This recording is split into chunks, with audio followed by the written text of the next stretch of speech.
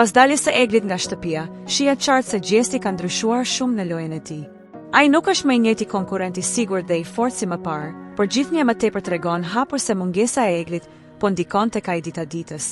Pavarësisht përpjekjeve për të mos e pranuar këtë fakt, ai e ka të vështirë të fshehë ndjenjat e tij. Në një bisedë të hapur në oborrin e shtëpisë së Big Brother VIP, Rozana dhe Gjesti diskutuan mbi qëndrimin e tyre në lojë dhe mundësinë e hyrjes së një konkurrenti të ri. Ndërsa ata shkëmbenin mendime, Rozana hodhi një pyetje intriguese.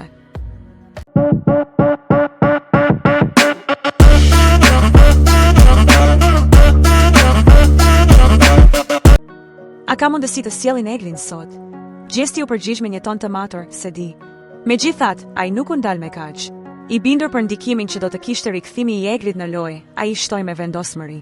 Jo, nëse e sjellin e prish menjëherë. S'ma ndjen, le të ulet çmimi i krejt. Jo, s'më intereson kjo punë.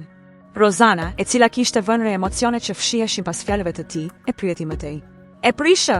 Çka bën? Gjesti nuk hezitoi të jap një përgjigje të qartë. Me njëherë e prish, i flas, muhabet, laf sa të mundem.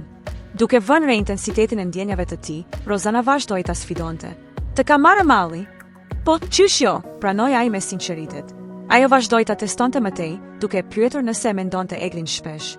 Po, e mendoj, pranoi Gjesti, duke shtuar se kishte pasur shumë momente të mira me të, por diçka kishte ndikuar negativisht në situatën e tyre.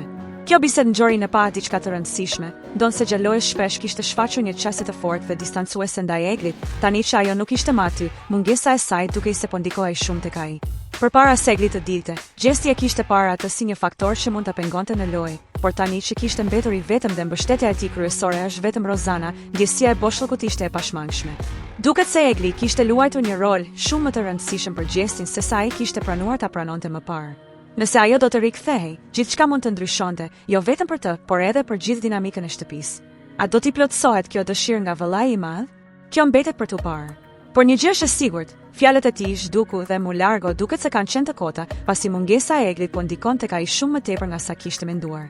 Nëse ju pëlqeu kjo video, mos harroni të bëni like, të lini një koment dhe të shpërndani me miqtë tuaj. Për më shumë përmbajtje interesante, klikoni butonin subscribe dhe mos harroni të aktivizoni njoftimet duke shtypur ikonën e zilës.